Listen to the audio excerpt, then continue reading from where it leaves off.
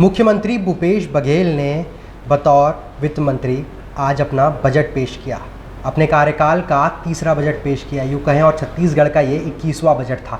इस बजट में ग्रामीण अर्थव्यवस्था, उद्योग, शिक्षा, स्वास्थ्य सभी चीज़ों को बखूबी अलग अलग तरीके से ढाला गया है। मगर यूँ कहें कि कोरोना काल के लंबे समय के बाद जो बजट कहीं लाख करोड़ में होना चाहिए था, वो अब 1000 करोड़ में उतर गया है।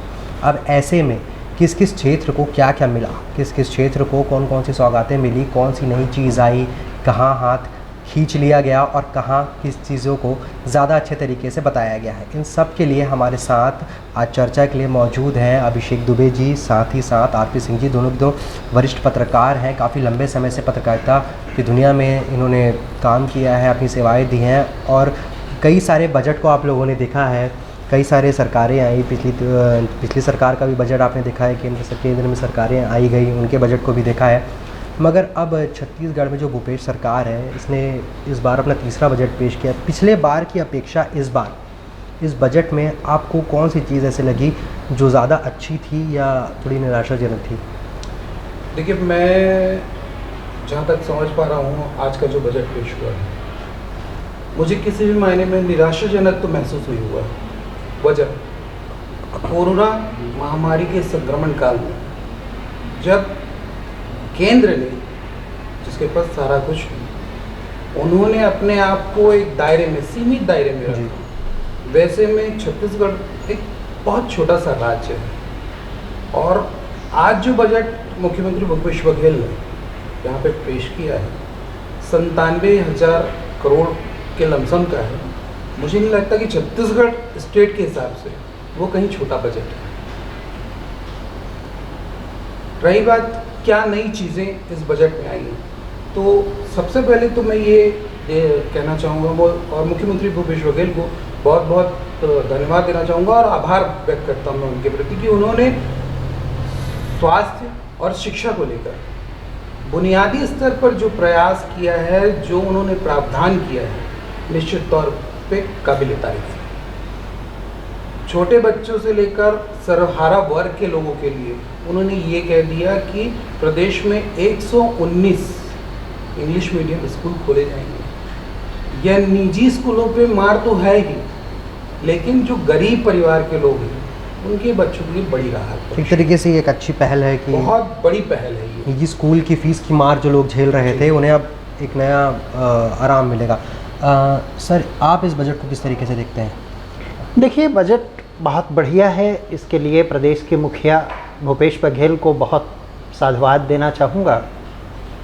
और कोरोना संक्रमण काल में जहाँ पूरी आय रुक गई थी, जब आपके घर में कमाई न हो और फिर आपसे खर्चे की बात की जाए, तो यह एक बहुत बड़े जिगर का काम होता है कि उसको संभालना। हमसे एक घर तो संभलता नहीं साहब, पूरा राज्य संभालने अगर जाएंगे तो भी इस बजट को अगर लेकर कहा जाए तो भूपेश बघेल ने एक बड़ा दिल दिखाते हुए एक बेहतरीन बजट पेश किया है। इतनी कम आय में इतना सारा कुछ, हर वर्ग को उन्होंने स्पर्श करने की कोशिश की और हर वर्ग को उन्होंने छुआ भी। शिक्षा हो गई, रोजगार हो गया, स्वास्थ्य हो गया, उद्योग धंधे हो गए, कृषि का क्षेत्र हो गया, तमाम जो सारे क्षेत्र थे सबको उन्होंने ज़रूर छुआ है, थोड़ा सा ही सही लेकिन किया है। सड़कों के निर्माण की बात हो गई, रेलवे के फ्लाईओवर ब्रिज की बात हुई, उन्होंने की। तो कुल मिलाकर अगर ये देखा जाए तो एक अच्छा बजट इसको कहा जाएगा। और निस्संदेह जैसे उन्होंने नारा दिया था गढ़बो नवा छत्तीसगढ़, तो उन्होंने अपने इस नए छत्तीसगढ़ को गढ़ने का प्रयास बखूबी किया है, इसमें किंचित संदेह नहीं है। इस बार सबसे अच्छी बात यह है कि बस्तर के क्षेत्र के लिए बस्तर टाइगर्स जो रहेंगे, ठीक है, वो पुलिस फोर्स का गठन किया जाएगा। तो बस्तर जैसे ज़िले को बार बार फोकस किया जा रहा है। जब से सरकार नहीं आई है तब से बस्तर के ज़िलों को लेकर के बस्तर में सुपोषण अभियान हो, प्रदेश में हालांकि सुपोषण अभियान पर बस्तर को ज़्यादा फोकस किया गया। अनीमिया मुक्त करने की बात हो, चाहे मलेरिया मुक्त करने की बात हो, तो ऐसे में बस्तर पे जो फोकस दिखाई दे रहा है उसे आप किस तरीके से देखते हैं? इसलिए मैं यहाँ पे एक बात फ्लैशबैक पे ले जाना चाहूँगा। छत्तीसगढ़ की जो जान कही जाती है वो वास्तव में बस्तर है। जी। राजनीति के हिसाब से भी मान लीजिए, प्रदेश को ऊर्जा देने के हिसाब से मान लीजिए, प्रदेश में जंगल की जो विरासत है उसके हिसाब से भी मान लीजिए, बस्तर का अपना अलग ही यहाँ पे रोल है। बस्तर के लिए जो कुछ किया जा रहा है, ठीक है, बहुत अच्छा काम उन्होंने किया, नए पदों का सृजन करने की कोशिश की है वहाँ पे। भविष्य में वहाँ पे नए पद आएंगे, युवाओं को रोज़गार मिलेगा, स्थानीय युवाओं को रोज़गार मिलेगा।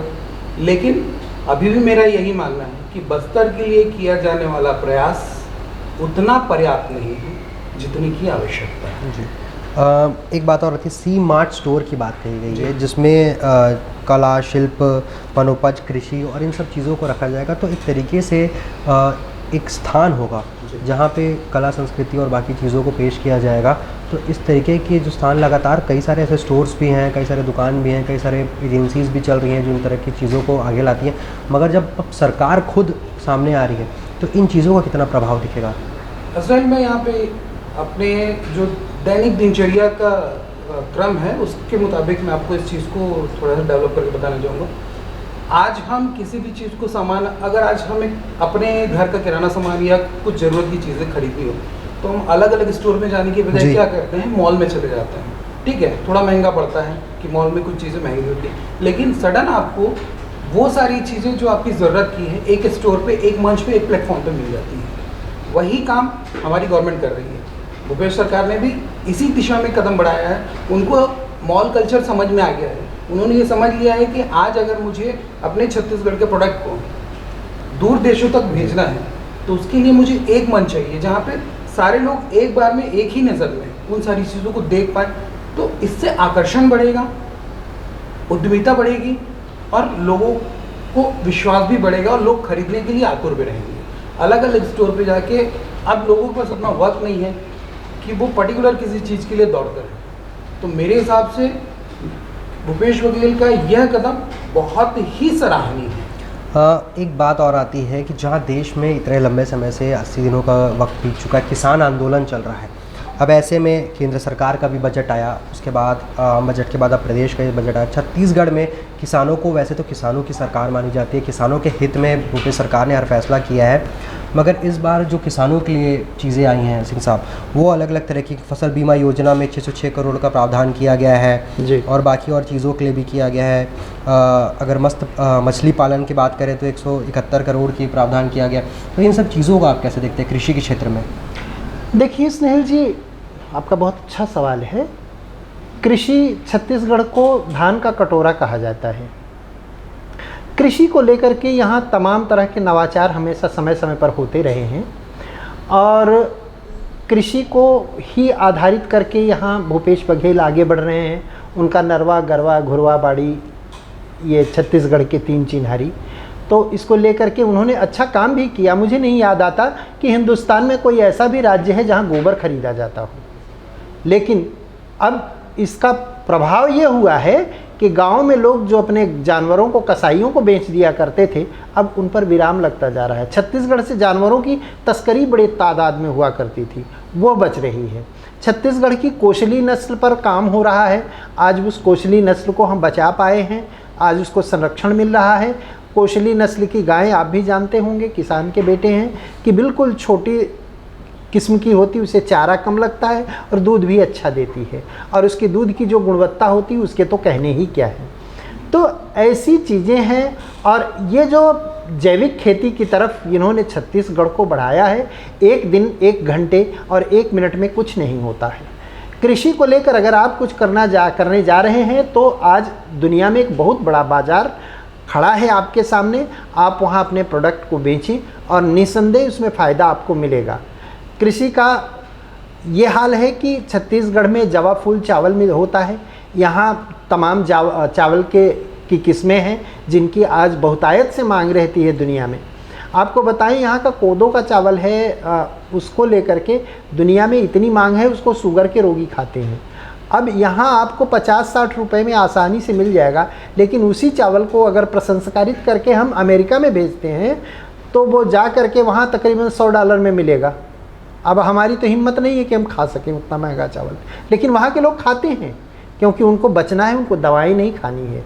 और उनके लिए ये एक ब्रांड हो गया है भारत। आज निस्संदेह इसको एक बार बात ये और आती है, आपने स्वास्थ्य का भी जिक्र किया था, स्वास्थ्य की सेवाओं को, तो स्वास्थ्य की सेवाओं के लिए रिसाली में, भिलाई में 30 बिस्तर का अस्पताल कहा गया, चंदूलाल चंद्राकर अस्पताल को शासकीयकरण करने का बात कही गई है जी।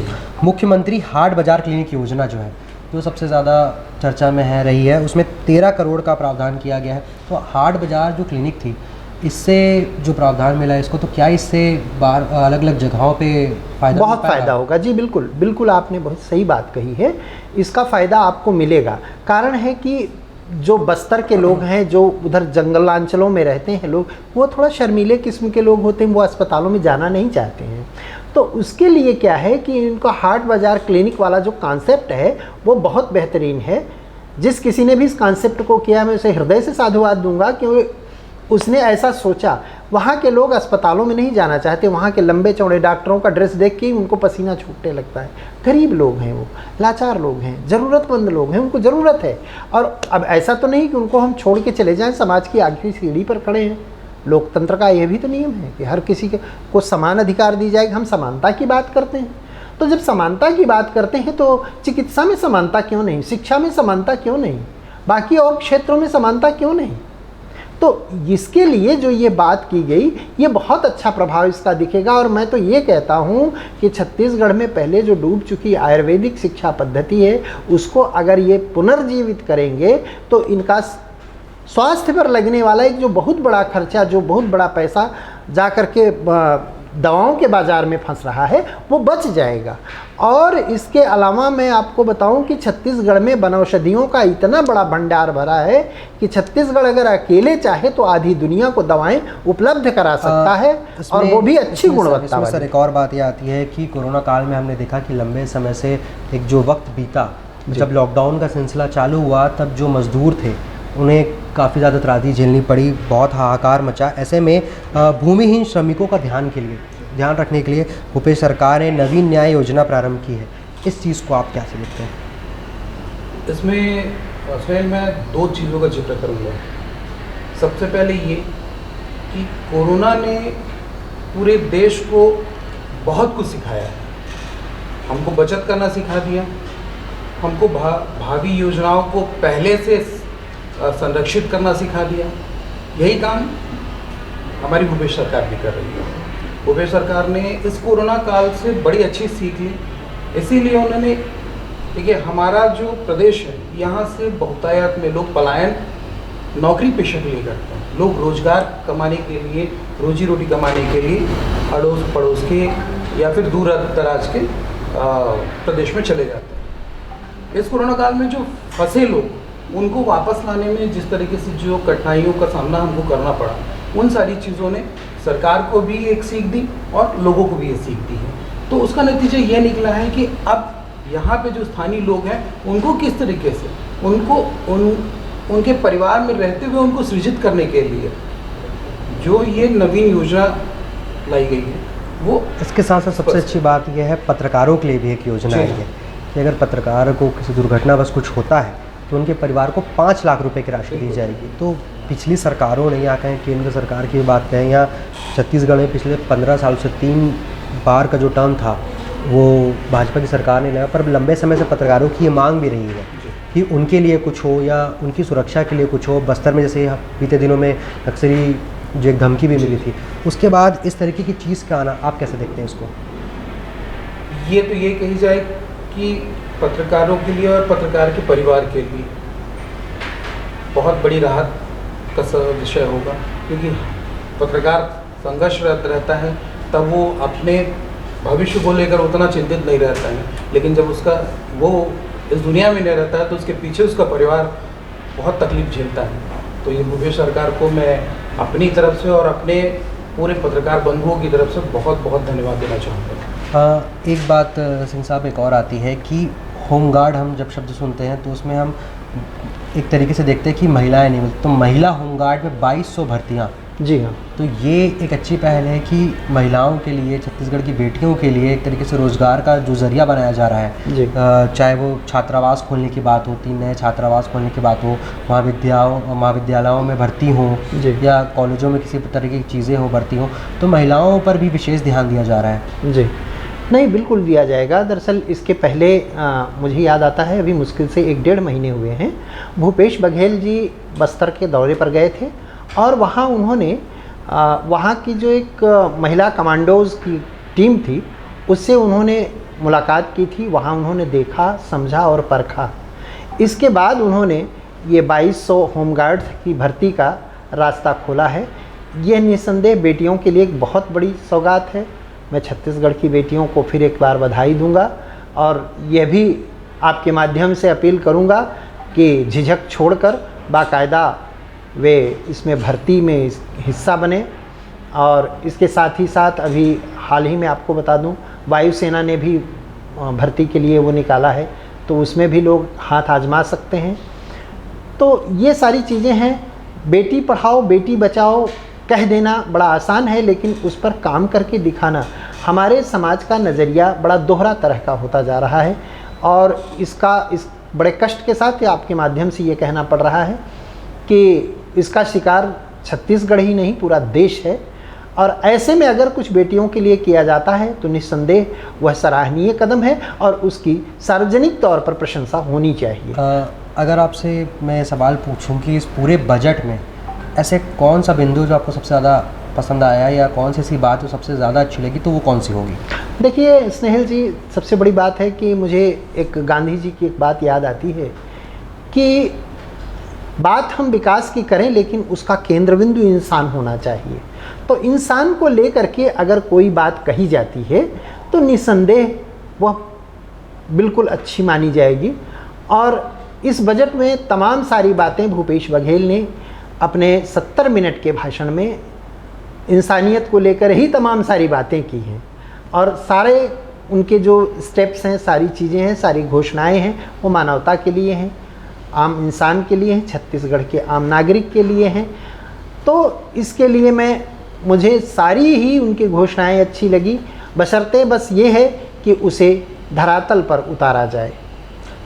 एक बात आप सबसे ज़्यादा ये महत्वपूर्ण उठती है कि लंबे समय से कोरोना काल में जो ठप पड़े थे औद्योगिक क्षेत्र, उन पर जिस तरीके से ध्यान दिया जा रहा है, पार्क बनाने की बात हो रही है या भंडरी में 350 करोड़ का ज्वेलरी पार्क हो उसकी बात हो रही है, तो औद्योगिक जो क्षेत्र है उसमें किस तरीके का विकास देखने को मिल सकता है इस बजट के बाद?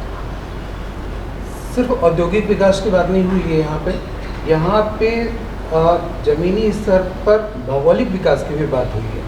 तो मैं उसको थोड़ा सा विस्तार करके बताना चाहूँगा। जैसा कि मुख्यमंत्री भूपेश बघेल ने अपने बजट प्रस्तुतिकरण में इस बात को कहा कि नवा रायपुर, जो आज की तारीख में पूरे देश के लिए, इवन पूरे विश्व के लिए एक नज़रिया बन गया है कि वास्तव में नया रायपुर में ऐसा क्या है कि उसकी इतनी चर्चा होने लगी है। जिस तरीके से वाकई में उस मॉडल को बनाया गया है उसकी चर्चा होनी भी चाहिए।